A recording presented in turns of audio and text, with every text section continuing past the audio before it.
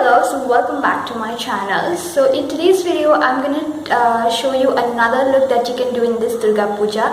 As promised, I've told you in my previous video that I'll be coming up with more looks for this Durga Puja. So this look is for Aastami. This is a little bit of glam compared to that one because that was a daytime look, but this one is a nighttime look. So I have increase and decrease some amount of the products. Overall the base and everything is pretty same, just the eye look is a little bit heavy and I'm wearing lashes in this look. So if you really want to know how to recreate this entire look, then keep on watching and we'll see you in the end of the video.